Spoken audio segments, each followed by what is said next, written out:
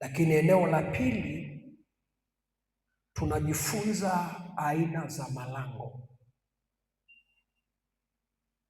na hapo ndiko tunakita zaidi,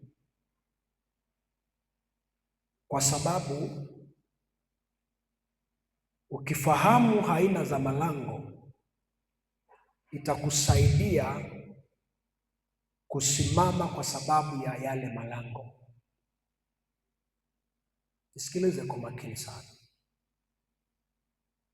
Huwezi kupigana vita pasipo kujua unapigana na nini na ukaleta ushindi.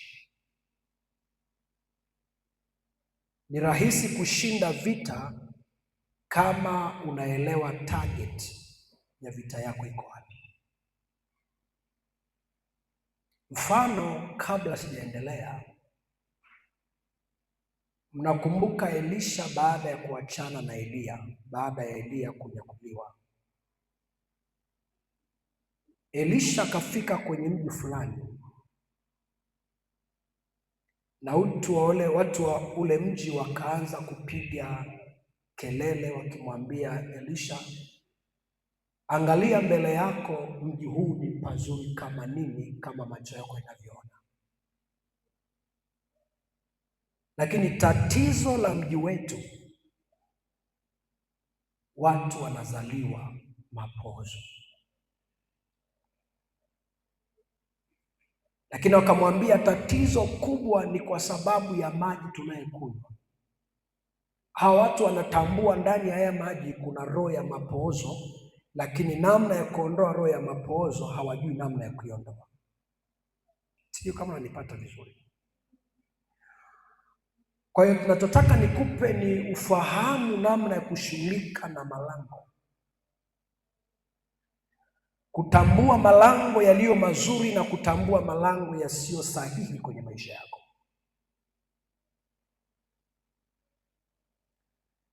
Elisha anachokifanya kabla ya kuomba, alipata ufunuo wa kuitisha chombo kipya, akasema mkatie chumvi ndani yake. La pili, akawaambia nipelekeni mpaka mahali maji yanakoanzia, kwa lugha nyingine wanaita chemichemi au chanzo cha maji. Wakampeleka mpaka chanzo cha maji.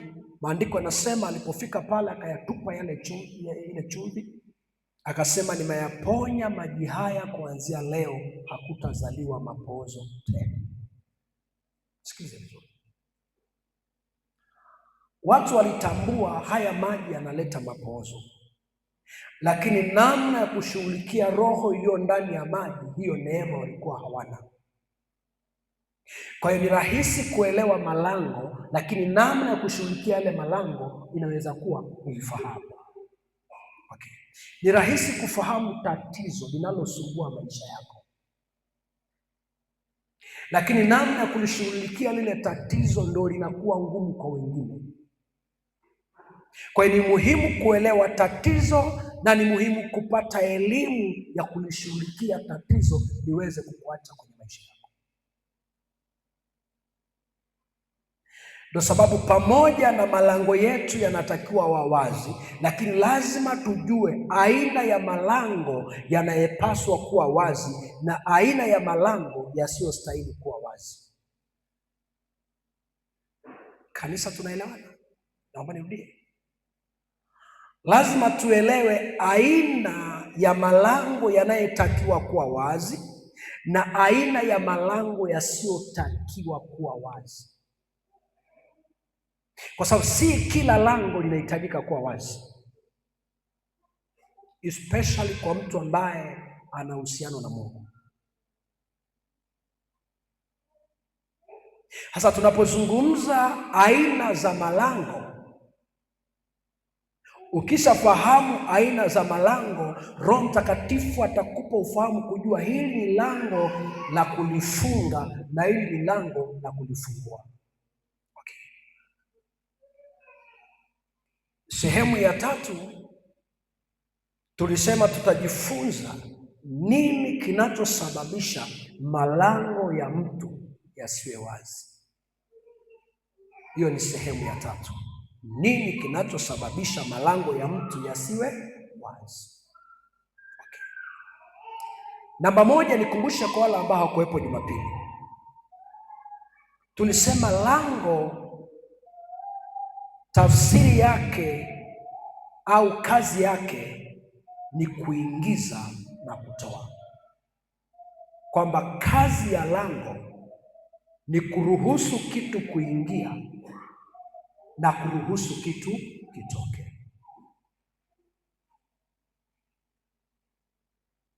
Lakini katika lango kuna kitu kinachoitwa malango ndani ya lango.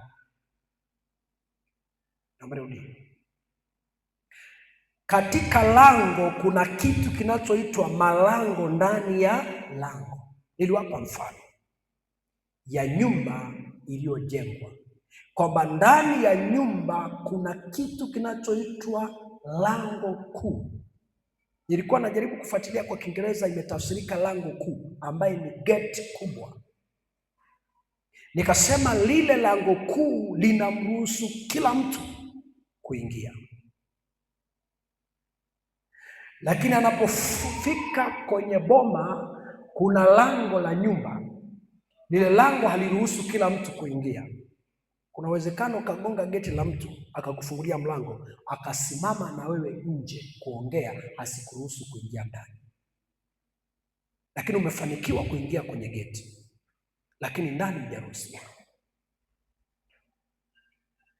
Umewahi kujiuliza kwa nini pamoja na nyumba ina milango au ina mlango wa sitrum au sebuleni, tena lango kubwa sana limeimarishwa? Saa ingine wengine waliopata neema wanaweka mlango wanaita ambaye risasi haipiti. Niliwahi kuona. Kwa nini? Ni lango la kuingilia, lakini linawekwa security ili kila roho ya uharibifu isipate nafasi ya kuingia. Lile lango linaruhusu tu jambo jema kuingia. Lakini unapofanikiwa kuingia ndani ya nyumba ya mtu yoyote, hakuna nyumba ambaye chumba haina mlango. Nilizungumza Jumapili kwamba katika lango kuna kitu kinachoitwa malango, kwamba ndani ya familia uliyezaliwa kuna lango kuu.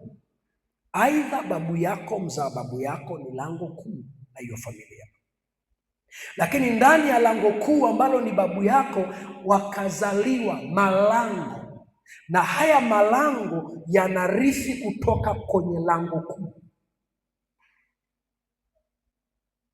Haya malango hayana uwezo wa kuoperate pasipo kushirikiana na lango kuu. Haya malango hayana uwezo wa kupokea chochote pasipo lango kuu kuruhusu kuingia. Sasa inategemea lango kuu linaingiza nini kwenye malango mengine.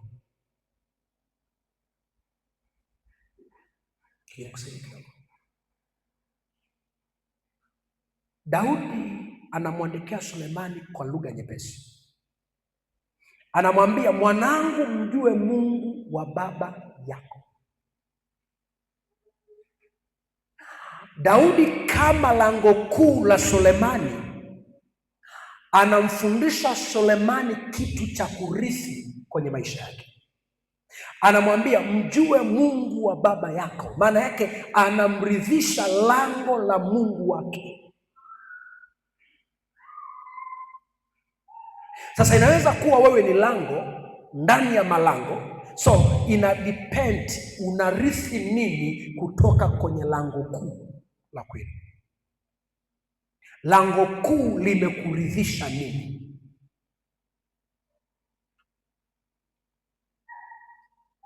Kwa maana ni rahisi kuishi kwenye maisha ya mateso, ya kuombewa na vitu havisogei. Kwa nini? Ulichoridhishwa kwenye lango kuu ndio inakusumbua.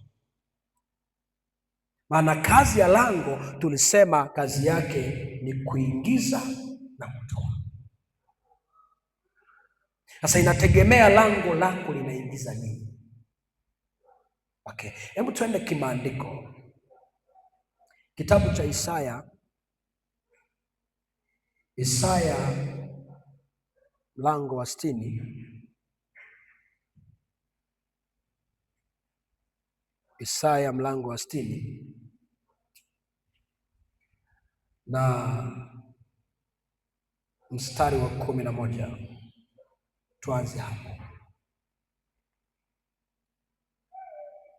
Malango yako nayo yatakuwa wazi daima. Shika hizo sentensi mbili, malango yako. Maana kila mtu ana malango ya kwake, na hayo malango yanatakiwa yawe wazi, maana yake asifungwe. Kwa nini yawe wazi? Anasema hayatafungwa mchana wala usiku, ili watu wapate kukuletea utajiri wa mataifa. Kwamba haya malango kusudi lake ni ili Mungu anapotaka kuachilia baraka anapitisha ndani ya haya malango. Ngoja tuanze kuona kipengele.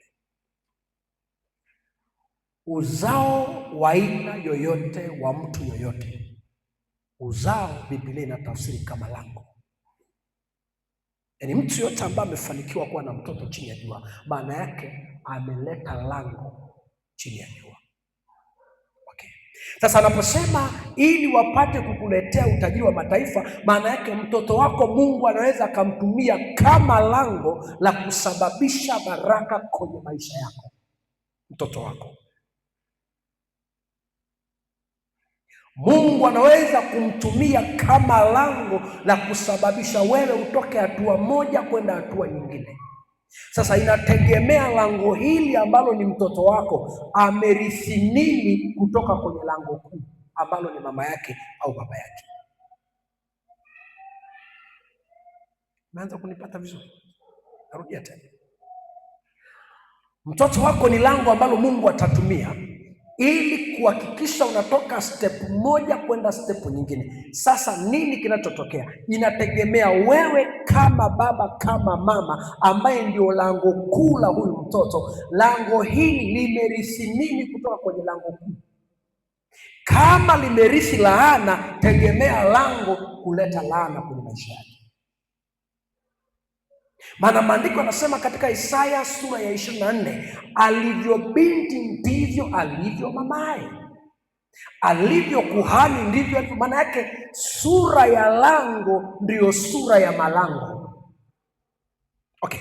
Tabia ya lango ndiyo tabia ya malango.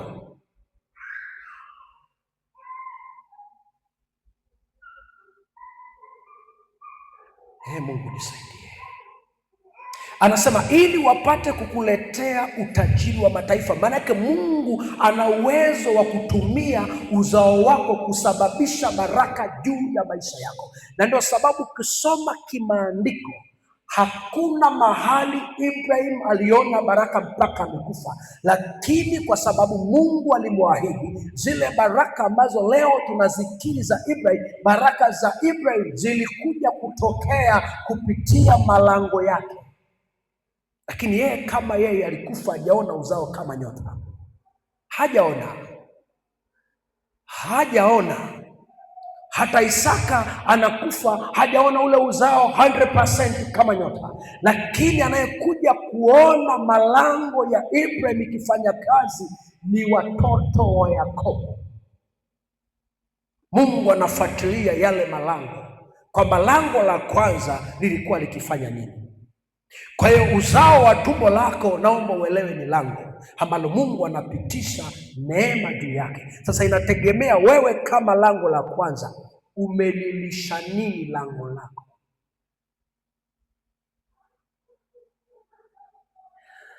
Mathayo sura ya 16 tulipita mstari wa 18 na 19.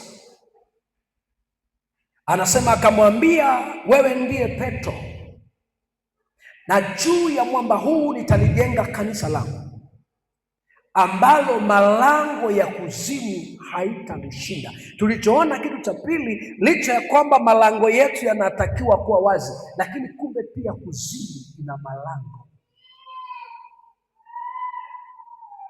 na kazi ya malango ya kuzimu ni kulitamani kanisa, na tafsiri ya kanisa ni mwili wa Kristo ambaye ni wewe uliokoka. Sasa kuzimu ina malango, ambaye kazi ya malango ya kuzimu ni kudhoofisha na kupingana na kile Mungu anachokusudia kije juu ya maisha yako. Ndiyo kazi ya malango ya kuzimu. Haisemi mlango wa kuzimu, inasema malango ya kuzimu.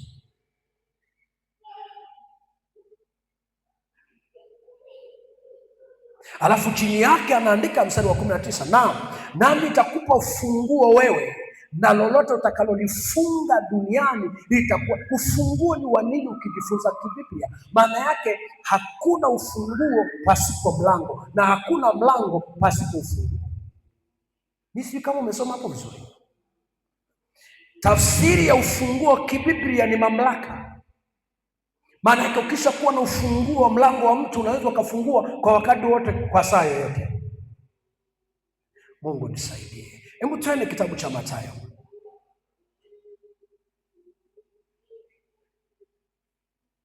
Kitabu cha Mathayo ile sura ya 16 na mstari ule wa 18 na wa 19, anasema, naam, nakuambia wewe ndiye Petro, na juu ya mwamba huu nitalijenga kanisa langu, wala malango ya kuzimu haitalishinda. Maana yake malango ya kuzimu inashindana na malango yetu. Tunakwenda pamoja? Malango ya kuzimu yanashindana na malango yetu. Okay, mstari wa 19 anasema, nami nitakupa wewe funguo za ufalme wa mbinguni, na lolote utakalolifunga duniani litakuwa limefungwa. Okay, na lolote utakalolifungua duniani litakuwa limefunguliwa mbinguni, na lolote utakalolifungua duniani pia litakuwa limefungwa. Kuna mambo mawili pale, kuna kufunga, kuna kufungua. Okay. Sasa anaposema na lolote utakalolifungua, maana yake lazima upewe ufunguo ambaye ni mamlaka. Ule ufunguo kazi yake inakupa dhamana ya kufunga usichokihitaji na inakupa dhamana ya kufungua unachokihitaji. Unanielewa mpaka hapo?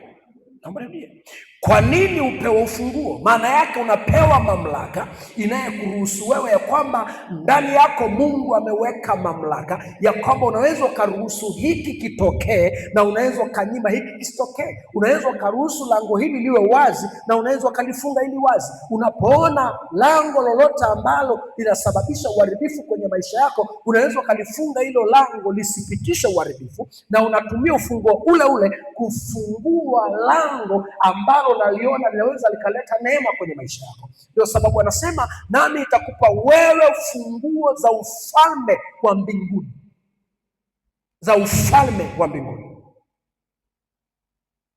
na lolote utakalolifungua duniani litakuwa limefunguliwa. Maana yake nafasi ya kufunga lango sio ya Mungu, ni ya kwako.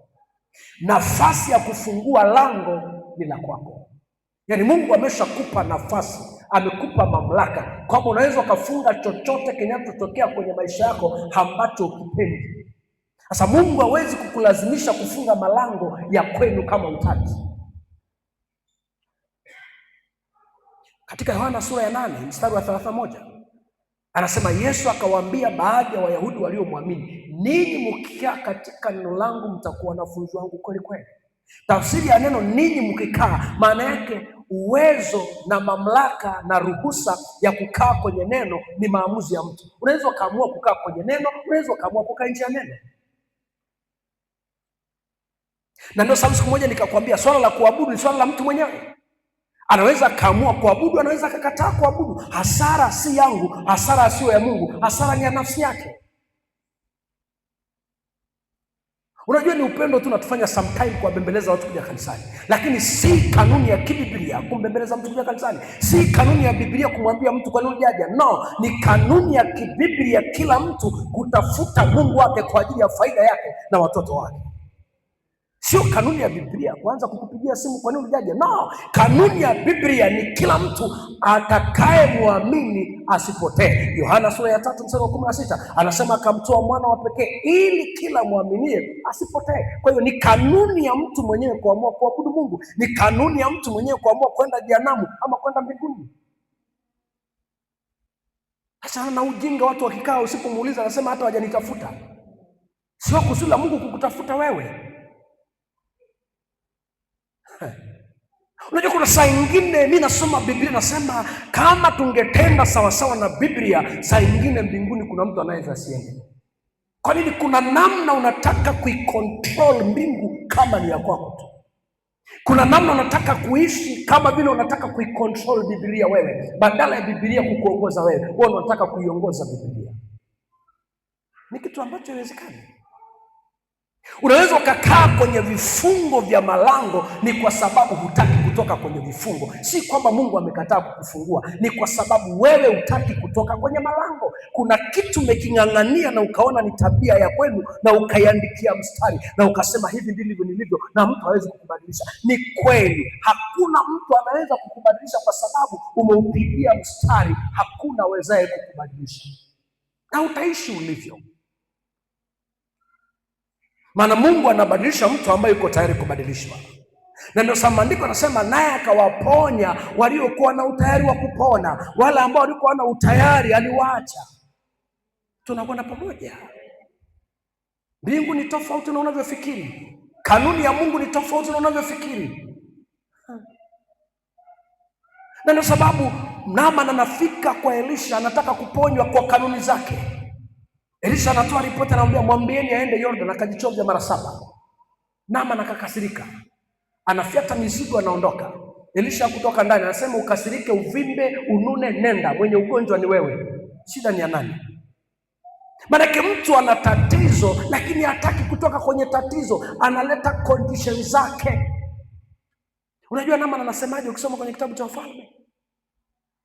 Watumishi wake anamuuliza kwa nini unarudi? Anasema hiki kitendo ambacho nabii anafanya mimi sikufikiria. Nilijua nikija atatoka aingie kwangu apitishe mkono aniguse mimi mahali penye ukoma halafu aniponye. Halafu ananiambia niende Yordan. Maji niliyevuka mito ya Dameska si ni mazuri kuliko Yordan? Wala Elisha kusikiliza hayo maneno. Uende Yordan usiende, tatizo ni la kwako.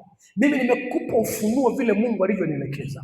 Baadaye watumishi wake wakambembeleza kidogo. So kuna washirika mpaka leo wamekaa kama Naaman, wanataka wabembelezwe, waonekane kama ndio Mungu bila wao. No, sikiliza, hii mbingu inajitegemea. Mungu alipoumba mbingu aliumba kwa ajili inajitegemea. I tell you, nakwambia hii mbingu inajitegemea. Usipoenda ni hasara kwako.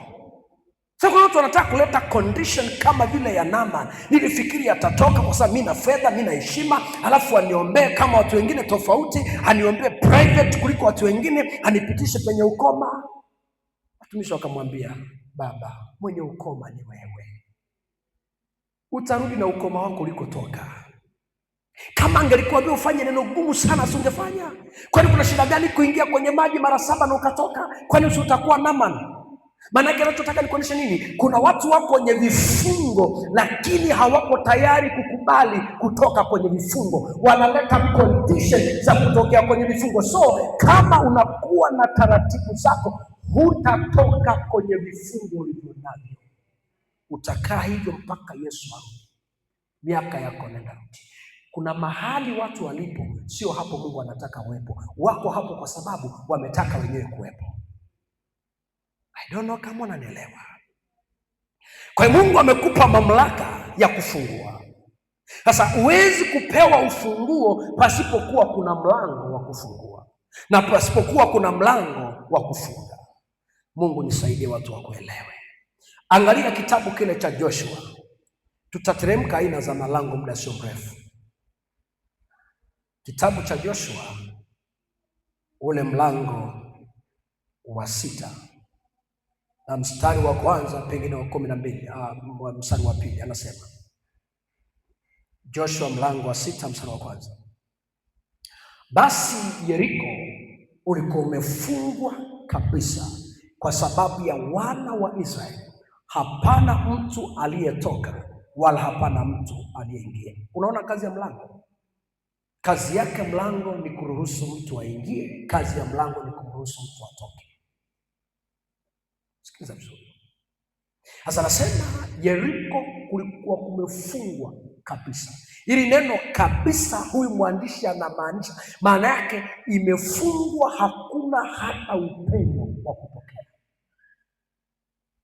Na mlango huu au Yeriko haikufungwa kwa sababu ya wanyama, anasema ilifungwa kwa sababu ya wana wa Israeli. Wana wa Israeli ndio wenye ahadi mbele za Mungu. Maana yake malango yanaweza kafungwa kwa sababu yako. Na kwa nini yanafungwa? Kwa sababu yako, ili usitoke wala usiingie.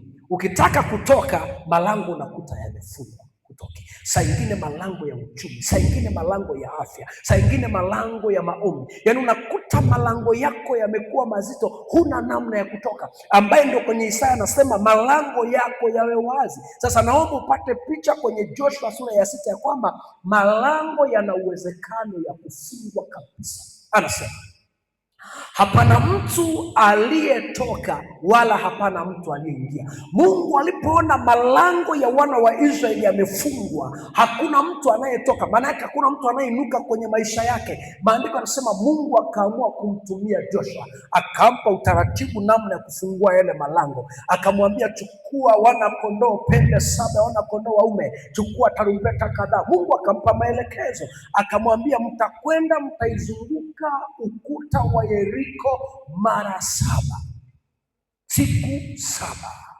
Kila siku asubuhi mtaondoka, sanduku la agano litakuwa litatembea. Alafu akamwambia, namna mnapofungua malango, msifungue malango kwa kelele. Namba 2, msifungue malango wakati watu wanaona mkiwafungua, maana wako maadui wanaoangalia kama utafungua lango. Nini Mungu anachomfundisha Joshua? Mungu anamfundisha maombi ya kimya kimya, pasipo kujua adui kama unamwombea. Mungu anamfundisha vita vya kiroho ambavyo utangazi na funga. Mungu anamfundisha namna ya kuomba pasipo mtu kujua kama unamwombea. Hataona matokeo ya maombi yako. Haleluya. Sijui kama unanielewa. Ukijifunza maombi ya kimya, unashinda vita pasipo mtu kujua unapigana vita.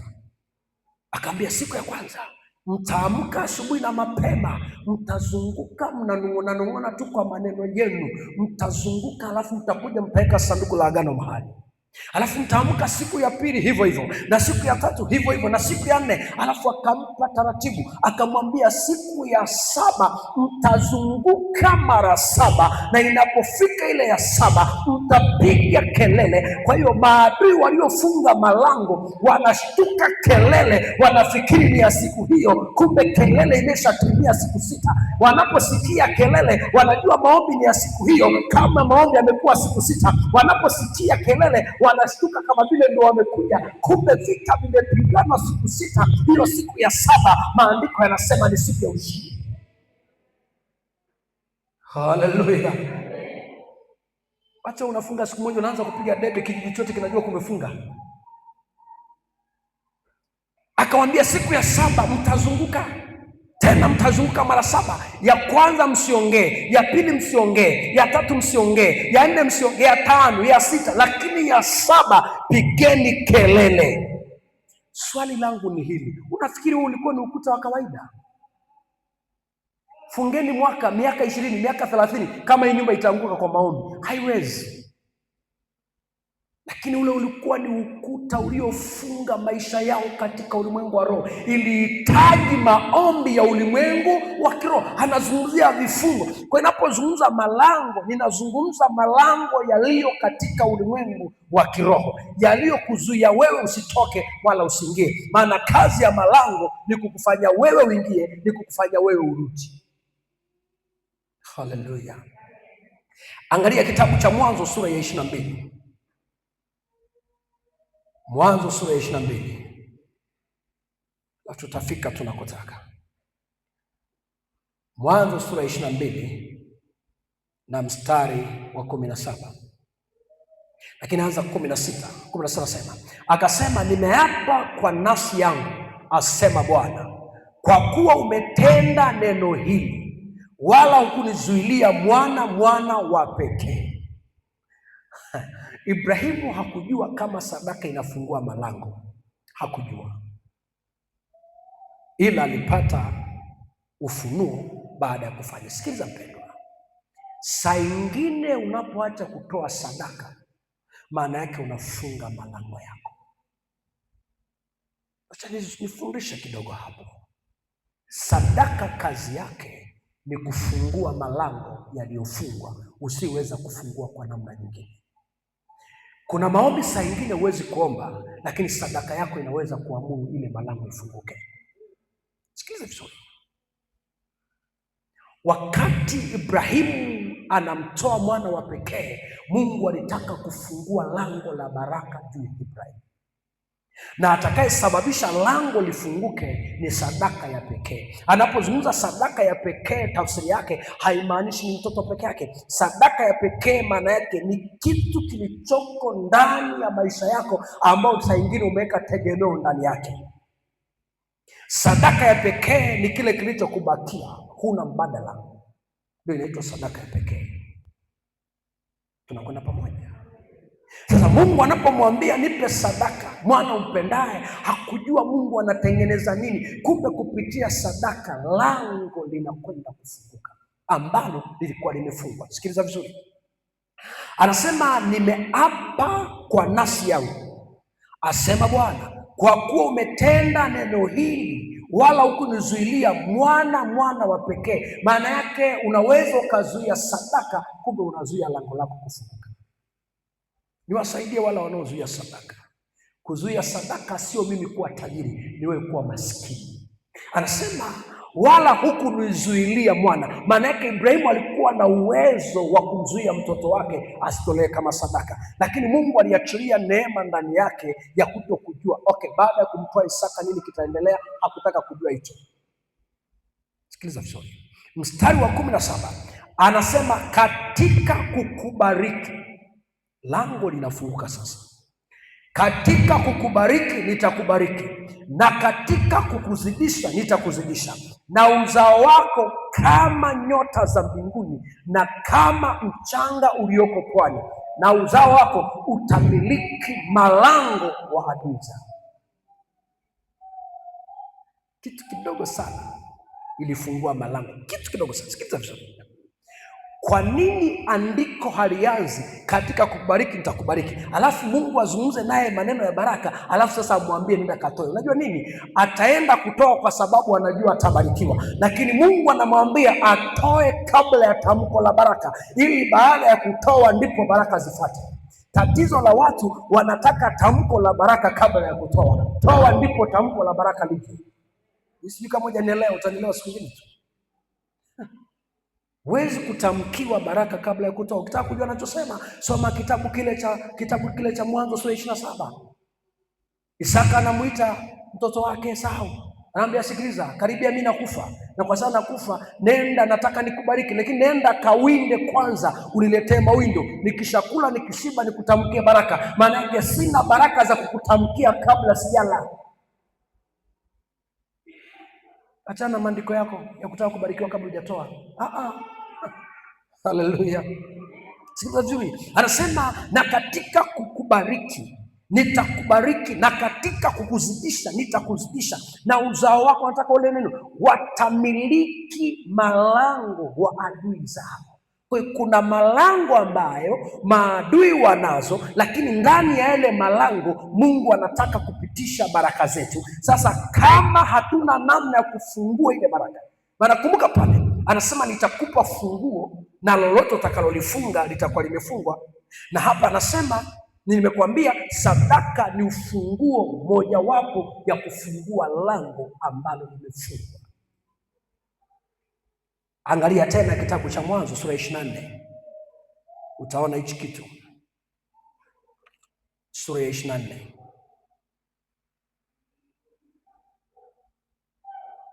na mstari wa 60. 24 mstari wa 60 anasema, wakambariki Rebeka wakamwambia, ndugu yetu, uwe mama wa 10,000 mara 1,000 nyingi, na uzao wako watarithi malango ya hao wakuchukia. Unaelewa vizuri? Narudia tena, wakamwambia, na uzao wako watarithi malango ya hao wakuchukia. Kwa Mungu anatupa neema ya kumiliki malango ya wale wanaotuchukia. Okay. Sasa tuingie sehemu ya pili ambayo tulikuwa tunaenda nayo. Jumapili tuliona aina ya malango kama 7 kama sikosei. Tulifika 7 au 6? Tulifika 6. Wacha niguse kidogo kwa wale ambao kuwepo. Jambo la kwanza tuliangalia kitu kinachoitwa aina ya malango, tukasema kuna malango yanaitwa malango ya kuzimu. Malango ya kuzimu ndio yale yanayoshughulika na mambo ya kichawi, mambo ya kiganga, ya kishirikina, ya mila, ya kila takataka. Na nilikupa maandiko yake.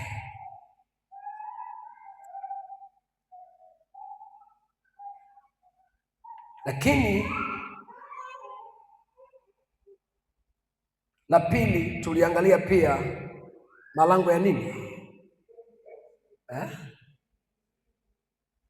Tuliona malango ya kuzimu, lakini tukaona malango ya mizimu. Namba 2 tuliona malango ya mizimu. Malango ya mizimu ni yale ambayo yanapitisha ndoto za watu waliokufa. Mtu amekufa miaka iliyopita, unaanza kujikuta unaota ndoto za watu waliokufa, unalishwa nyama. Tulisema hiyo ni malango ya mizimu. Malango ya mizimu. Aina ya 3 tuliangalia malango ya miguu. Malango ya miguu, kwamba mguu wa mtu ni lango, tena tukasema ni lango la kumiliki. Anasema mahali popote nyayo zenu zitakapokanyaga nitawapa iwe miliki yenu. Kwa hiyo tukasema kuna sababu ya kuombea miguu yako. Tulipita hilo somo kwa undani. Namba 4, mikono. Tulisema mikono ni malango au ni lango la kupokelea. Tulipita maandiko mengi, na ndio maana maandiko yanasema nami nitabariki kazi ya mikono yenu, kwamba mikono ni malango. Namba 5, macho. Tulijifunza kabisa kwenye maandiko, Mwanzo sura ya 13 na mstari wa 14, kwamba macho ni lango au ni malango ambaye Mungu anapitishia ono lako. Anamwambia Ibrahimu, tazama sasa toka hapo ulipo, inua macho yako ukatazame mashariki na magharibi, kaskazini, kusini, kwamba vile unavyoona ndivyo utakavyomiliki. Kwa hiyo tukasema kuna sababu ya kuomba kwa ajili ya macho yako ya rohoni, ili yakupe nafasi ya kuona na kumiliki. Kwa nini? Adui akifunga macho yako ya rohoni, hutawahi kutajirika kwenye maisha yako. Utabaki kuona vitu ambavyo havifai. Wacha nikuambie ukweli, si mapenzi ya Mungu ufe ulivyo. Never. Sio mapenzi ya Mungu. Ni mapenzi ya Mungu uwe kama Mungu anavyotaka. Katika waraka wa 3 wa Yohana mlango wa 1 mstari wa 2 anasema, mpenzi, naomba ufanikiwe katika mambo yote. Ni mapenzi ya Mungu kila anayemkiri Kristo afanikiwe katika mambo yote. Afanikiwe katika mambo ya dunia hii, parapanda ikilia aviache aende kwa Baba. Lakini sio mapenzi ya Mungu ishi kama unavyoishi. Lakini kuna kanuni pale, anasema kama vile roho yako ifanye nini? Sasa huna mafanikio katika maisha ya kiroho, alafu unang'ang'ana na mafanikio ya maisha ya mwili. Mtu hamtaki Mungu.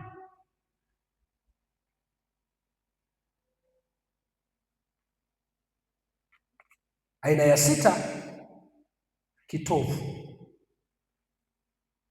Kitovu tumesema ni muunganisho kati ya mama na mtoto, lakini kitovu ni maisha ya mwanadamu anapokuwa tumboni kwa mama yake. Anachokula mama hula mtoto, lakini tuliona katika kitabu kile cha Ezekiel sura ya 16 ikizungumza vizuri juu ya kitovu, kwamba ulipozaliwa haukutenganishwa kitovu. Maana tukasema kitovu imebeba habari ya familia, habari ya jamii, habari ya mila, habari ya vitu vilivyopita. Kitovu ni mnyororo au ni muunganiko kati ya familia na familia. Namba 7. Sasa nataka uandike lango la 7. Lakini kwenye lango la macho kuna maandiko tulibakizwa, tuendelea kusoma. Umewahi kufikiri kwa nini baada ya maadui kumkamata Samsoni walifanya vitu vile vibaya? Na Samsoni alilia macho kuliko nywele. Kama umewahi kusoma Biblia, hakulilia nywele kama macho. Maana yake inapofungwa macho au unaponyang'anywa macho, umenyang'anywa lango la kuona. Maandiko yanasema walipomaliza kumkata zile nywele, namba 2 walichokifuata wakatoboa macho yao. Walipotoboa macho yake wakampeleka kusaga ngano. Kwa hiyo wakati Samsoni anakufa, ile kifo chake cha mwisho, anasema walipomleta ili wamfanyie dhiaka, Samsoni akamwambia, Mungu nitie nguvu mara hii nipate kulipiza kisasi juu ya macho yao walioniua. Lakini ukiangalia kibiblia, macho haikuwa chanzo cha neema cha maono. Nywele zake ndio ilikuwa nadhiri, lakini kumbe macho ilikuwa ni sehemu ya muhimu sana kwenye maisha ya Samsoni. Sijui kama nani anachozungumza. Kwa hiyo macho ni lango la kupitisha na kutoa. So tukasema lango lako kama macho, nini unacho? Namba 7 au lango la 7 ni kinywa. Mdomo wa mtu ni lango. Kwa nini tunasema mdomo wa mtu ni lango? Maana yake Mungu hutumia kinywa cha mtu kupokea, kutamka au kusema. Kitabu kile cha Zaburi mlango wa 41, lango la 7 linaitwa kinywa au mdomo wa mtu. Kumbuka, ndani ya kinywa ndiko kuna kitu kinachoitwa ulimi. Ulimi ni kiungo kilichoko ndani ya kinywa ambacho ni lango. Zaburi ya 141 tutasoma na utapata tu kitu hapa. Mstari ule wa 3, maandiko yanasema, Bwana, weka mlinzi kinywani pangu, sio ulimini mwangu. Sikiliza vizuri. Bwana, weka mlinzi kinywani pangu. Kwa nini huyu ndugu anahitaji mlinzi kwenye kinywa chake? Kwa sababu kinywa ni mlango ambaye Mungu anaweza kuutumia na shetani anaweza akautumia. Na ndio sababu anasema kimwingiacho mtu inaweza isiyo najisi, lakini kimtokacho mtu ndicho kinachomtia unajisi. Twende vizuri. Anasema Bwana, weke mlinzi kinywani pangu, na si tu na malangoni, na malango pa midomo yangu inahitaji ulinzi. Anamwambia Mungu, weka kwenye kinywa changu. Ni kwa sababu sana nafika mahali anasema Mungu ni asante kwa sababu umenitakasa kinywa changu katikati ya uovu. Sasa kama kinywa cha mtu ni lango, kinywa chako kinatamka nini na kinaruhusu nini kuingia? Mungu nisaidie. Angalia kile kitabu cha Methali sura ya 18. Nikikupitisha kimaandiko utaelewa vizuri. Kitabu cha Methali sura ya 18 na mstari wa 21 anasema, au naweza tukaanza mstari wa 20. Tumbo la mtu litajazwa matunda ya kinywa chake, atashiba mazao ya midomo yake. Tumbo maana yake ni maisha ya mtu, kwamba maisha ya mtu yanategemea maneno yanayotoka kwenye kinywa chake. Kuna watoto wameathirika, kuna watu wameathirika kwa sababu ya maneno yaliyotoka kwenye vinywa vya watu. Kuna watu wamefunga maisha yao kwa sababu ya malango ya vinywa vyao, wamebaki walivyo. Ngoja nikusaidie. Unajua, saa nyingine kuna wakati naomba mimi napata shida. Kuna wakati naomba juu ya maisha ya Wakristo. Nataka nikwambie wapendwa, kuna Wakristo wako ndani ya makanisa ya watu waliokoka, lakini hawajawahi kuokoka. Hawajawahi kuokoka. Tabia zao hazifanani na watu waliokoka. Laiti Mungu angekupa uchungulie kwenye nyumba zao wakati wanapoongea, utajua kabisa hapa Mungu anadanganya. Maana kuna vitu mtu aliyokoka anafanya, unafikiri mara mbili, hivi kweli huyu ameokoka? Fikiri mtu anaweza akamwambia tu akaamka tu vizuri, alafu saa nyingine mtoto wake ama mke wake, au saa nyingine anamwambia tuombe, anamwambia kwani lazima kuomba? Elewa kuna shida pale. Ukisikia tu kwani kuna lazima kuomba, elewa kuna shida. Amevaa ngozi ya kusema ameokoka, lakini hajaokoka. Kuna watu wanatamani kukaa Misri, ni kwa vile tu wanaona aibu kukaa Misri na wameokoka. Kuna watu wanatamani kuishi kwenye maisha wanaotaka, ni kwa vile tu wanajifanya. Lakini nataka nikwambie, hautajifanya miaka mingi. Chochote kilichowekwa uvunguni kuna siku patawekwa bayana. Sasa siku moja nikwambia, kama umeamua kuokoka, amua kuokoka. Kama umeamua kucheza na dhambi, cheza na dhambi, kwa kucheza na wokovu. Maana unapocheza na wokovu unaharibu sura ya Mungu kwenye maisha ya ulimwengu. Haleluya. Asa nasema tumbo la mtu litajazwa matunda ya kinywa. Maana yake kinywa ni lango la kupitishia matunda kwenye maisha yako. Kinywa ni mlango wa kutoa matunda kwenda kwa uzao wako. Unatamka nini juu ya uzao wako wanapofanya makosa? Nini unachotamka? Maana ni lango. Oh, Mungu nisaidie. Anasema watashiba matunda ya mazao ya midomo yake. Maana yake kinywa chako kina matunda. Kila neno unalotamka juu ya maisha ya mtoto wako ama juu ya maisha ya mtu kinyume ina matunda. Na maandiko yanasema pandacho mtu ndicho atakachovuna, kwenye kitabu cha Wagalatia. Kwa hiyo hayamkini mavuno ulionayo ni kutokana na kile ulichokipanda kwenye maisha yako, ndicho unachovuna. Haleluya. Angalia sasa mstari ule wa 20 ambaye nilitaka tuone 21. Anasema mauti na uzima huu katika uwezo wa ulimi, nao wapendao watakula matunda yake. Kwamba hili lango la kinywa, ndani ya lango hili kuna matunda, na unaweza ukapenda kula matunda mazuri ama matunda mabaya. Mungu atusaidie. Mungu atusaidie. Namba 8. Namba 8 ni aina ya lango linaitwa lango la kichwa.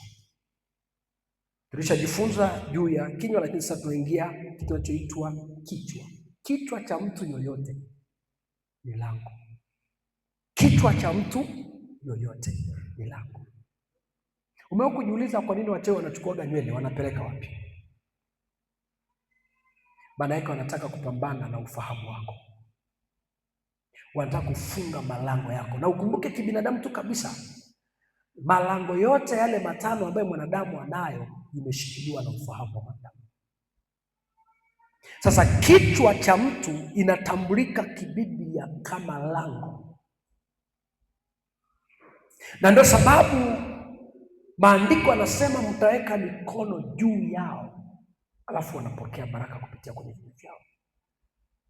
Na nimekwambia kuna ushirikiano kati ya mikono na kichwa. Kuna jamii, nilikuwa naangalia jamii ya Wahindi, wanapotaka kumbariki mtu wanabariki miguu.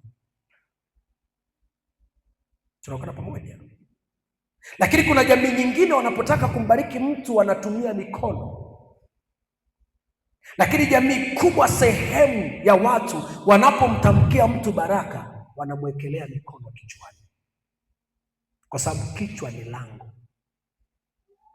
Tunakwenda pamoja? Hebu tuende kibiblia, unaweza ukaelewa nachozungumza.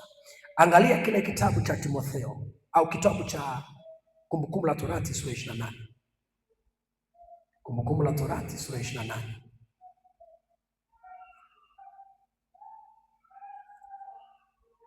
Maandiko mengine utajisomea.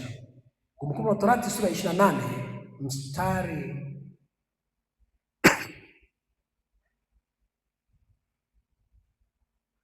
ule wa 6, maana tutaangalia mstari mwingine siku nyingine. Ule mstari wa 6 nasema, utabarikiwa uingiapo, utabarikiwa na utokapo. Kumbuka kuna hilo lango lilisema, lango la kutoka, lango la kuingia. Lakini unapoteremka au unapoanza mistari ya juu, unakutana na mstari huo anasema, nao uzao wako watakuwa vichwa wala sio mikia. Kwamba kwa nini kichwa kinakuwa lango? Maana yake ni lango la utawala. Sasa lango la utawala likikamatwa ama likifungwa, maana yake mtu hana uwezo wa kutawala chochote kwenye maisha yake.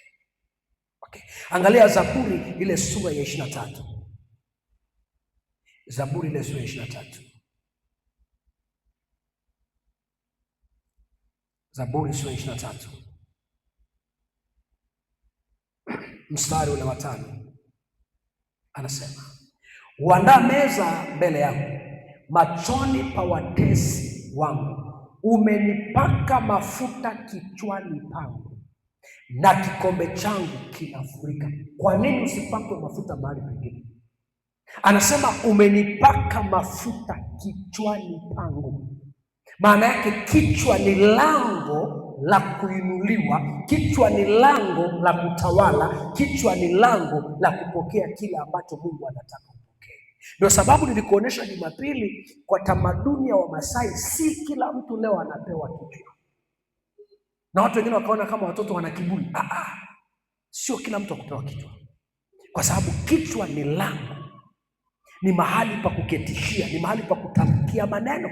Unakumbuka wakati Yakobo akiwabariki watoto wa Yusufu, maandiko anasema alikuwa akiwaekea mikono kichwani, lakini ghafla akabadilisha mikono, akachukua mkono mwingine akamwekea mwingine, alafu hicho kitu kikampa Yusufu shida. Kwa nini? Maana yake anataka ule mkono ulio sahihi uingie juu ya kichwa mtu aliye sahihi. Tunakwenda pamoja? Angalia Timotheo wa kwanza mlango wa 5 mstari 22. Hayo ndio nataka tuyashughulikie leo. Timotheo wa kwanza mlango wa 5 mstari wa 22 anasema, usimwekee mtu mikono kwa haraka, wala usishiriki dhambi za watu wengine, ujilinde nafsi yako uwe safi. Alichokuwa anakatazwa Timotheo ni nini? Ni kukimbilia kuweka mikono juu ya vichwa vya watu kwa haraka, kwa sababu kichwa ni lango, linaweza likatoa na linaweza likapokea. So anaweza akaweka mikono juu ya kichwa cha mtu ambaye hastahili kupokea, na lile lango likawa wazi, aidha ikapokea jema ama ikapokea baya. Tunaenda namba ngapi? Namba 9. Lango la 9, moyo. Moyo wa mtu au nafsi ya mtu ni lango. Moyo ni lango. Ufunuo sura ya 3 mstari wa 20 anasema, tazama nasimama mlangoni, na mtu akiufungua mlango wake, nitaingia, nitakaa, nitakula pamoja naye. Hazungumzi huu mlango wa hii kawaida. Unafikiri Yesu atakuja kula ugali wa kawaida? Anazungumza mlango wa moyo, kwamba moyo ni mlango wa mtu ambaye Mungu anahitaji kuingia kwenye maisha ya mtu kupitia lango la moyo. Sasa anasema nabisha mlangoni, na mtu akisikia sauti yangu alafu akafungua mlango wake nitaingia. Lakini Methali sura ya 4 mstari 23 anasema linda moyo wako kuliko yote ulindayo. Maana yake lango linahitaji kulindwa, lango la moyo. Moyo wako unaruhusu nini niingie? Lango la 10, alafu tuingie kwenye maombi. Masikio. Nafundisha vitu very simple lakini vya hatari sana kwenye maisha yako. Masikio ni lango kwenye maisha ya mtu. Maandiko yanasema chanzo cha imani ni kusikia, na kusikia kuja neno la Kristo. Kuna watu maisha yao ya rohoni na ya mwilini yameharibika kwa sababu ya vitu walivyosikia. Kuna watu ndoa zao zimevunjika kwa sababu ya vitu walivyosikia, kwa sababu masikio ni lango. Na ndio sababu maandiko yanazungumza macho ya rohoni, masikio ya rohoni. Tunakwenda pamoja kwamba nini unachokisikia kwenye maisha yako, maana ulichosikia kinaweza ikaathiri maisha yako ama kinaweza ikafanikisha maisha yako. Kwa hiyo fahamu, masikio ni lango la kupitisha vitu kwenye nafsi yako. Angalia kitabu cha Ufunuo. Maana saa nyingine naweza nikazungumza usielewe, lakini kikupitisha kimaandiko utanielewa. Ufunuo sura ya 3 na mstari ule wa 6. Ufunuo ile sura ya 3 na mstari ule wa 6 anasema, yeye aliye na sikio na asikie neno hili ambalo Roho ayaambia makanisa.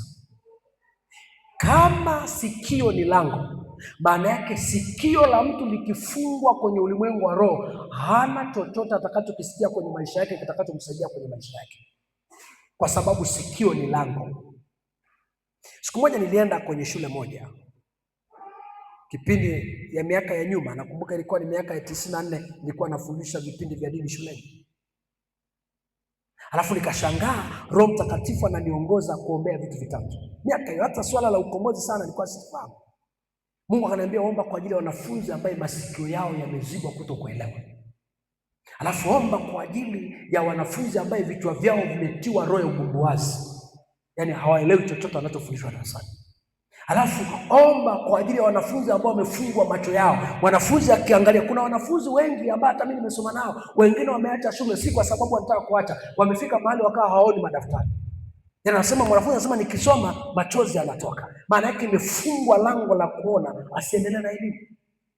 Walimu wanajua, watoto waliofungwa malango ya ufahamu, mwalimu anafundisha darasani lakini akili yake haiko pale. Ukija kumshtua utafikiri alikuwa amelala usingizi. Maana yake lango la ufahamu linashughulikiwa, liko mahali pengine. Wakati tunaomba kwa ajili ya wale watoto, maana nimewatenga makundi matatu, hakuna niliyeweza kuweka wale ambao walikuwa na shida ya macho, mapepo yanalipuka. Waliokuwa na shida ya mikono yao, walikuwa na shida ya masikio yao, unashangaa mapepo yanasema tumetumwa na fulani, tumefunga masikio yake asielewe.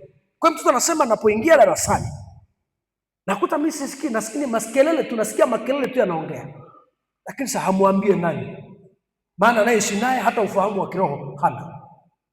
Kwa hiyo masikio ni lango la kupitishia kitu ambacho kinaweza kusaidia maisha yako. Kwa hiyo masikio yakifungwa kama lango, kitabu cha Mambo ya Nyakati ya Pili mlango wa 6 mstari wa 40.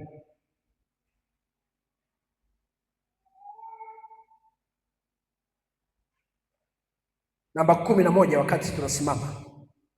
Baada ya hapo utasimama. Namba 11, kisigino. Kumbuka tofauti ya mguu na kisigino. Tulijifunza mguu, lakini hapa tunajifunza kisigino.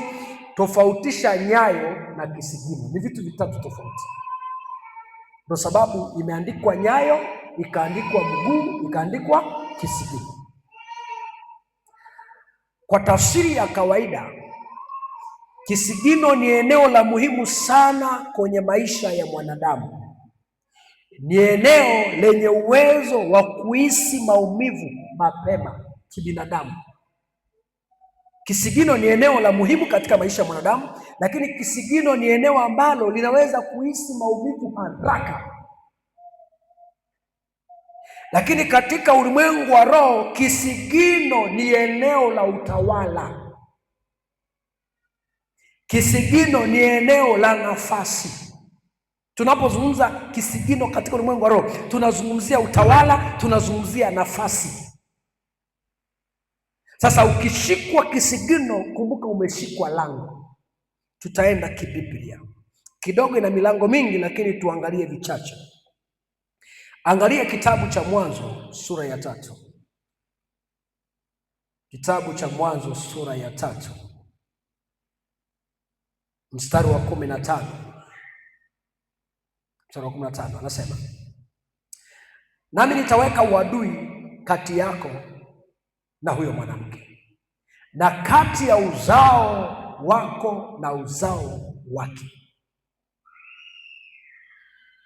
Anasema nawe na wake, nawe utamponda kichwa, na wewe utamponda kisigino.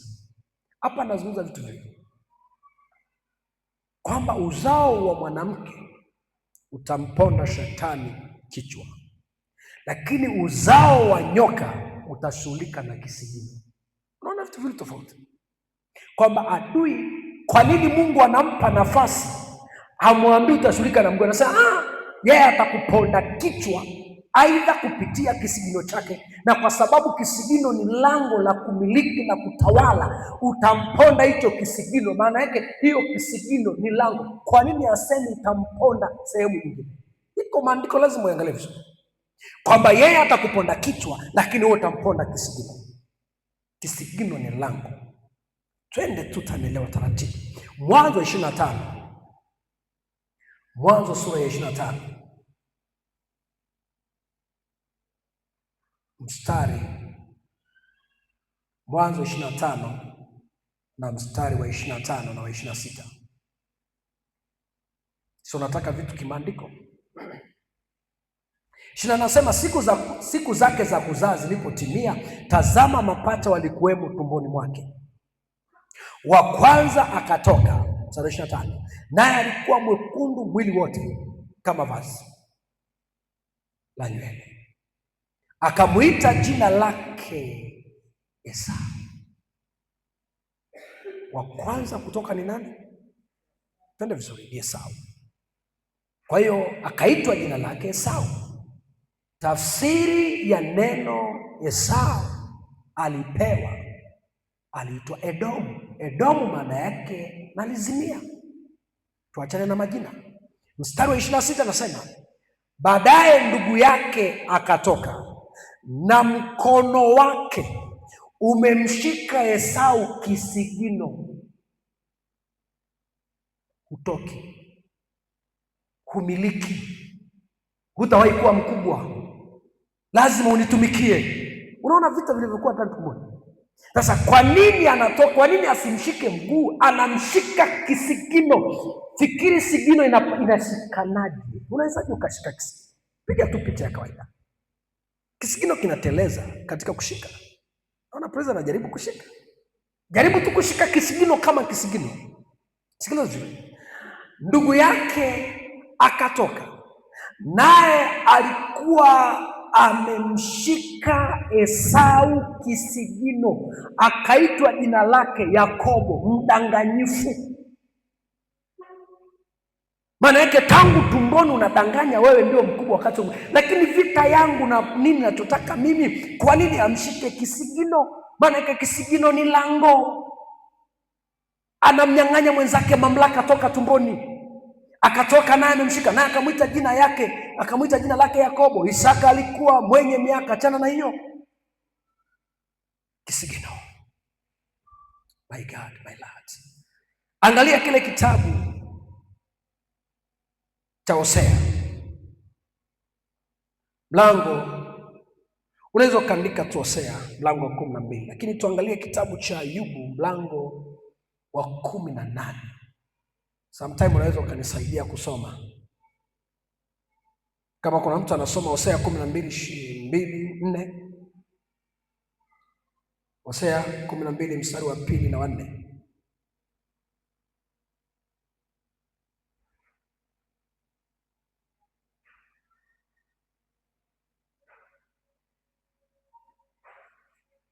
Narudia, kitabu cha Hosea mlango wa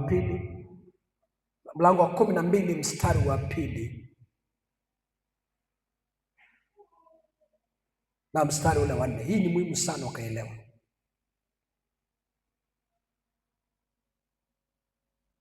Yes. Especially mstari ule wa 2 na wa 3.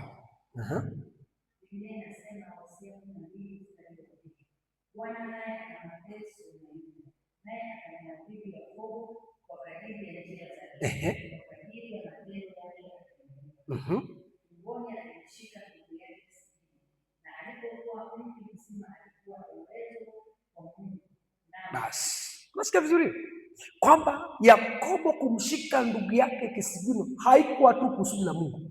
Anasema naye atamwadhibu. Kwa nini? Tumboni alimshika ndugu yake kisigino. Kwa hiyo swala la vita la malango ilianzia tumboni. Shikamana vizuri kwamba malango yako yanaweza yakaanza kushughulikiwa wakati mama yako ni mjamzito. Watu wakaanza kushughulikia. Kuna kitu niliwahi kukataa kwenye hii jamii yetu. Mtu anapokuwa mjamzito utakuta wanawake wanatamka maneno magumu juu ya mke wako. Sasa hivi mkipindi hiki umebeba nani? Kuna majina fulani wanaita. Umenibeba mimi au yaani kuna majina fulani, maana yake tangu tumboni huyu mtoto anatamkiwa vita. Sasa anasema toka tumboni, anasema tumboni alimshika ndugu yake kisigino. Hata alipokuwa mtu mzima bado alitaka kumtawala. Maana yake lango lake lilifungwa tangu. Oh, Mungu nisaidie. Angalia kitabu cha Ayubu sura ya 18. Tanzi itamshika kisigino. Alafu licha hiyo atafukuzwa karibu na visigino vyake. Simama kwa miguu yako. Nataka tuende kwenye maombi tukashughulika na hayo.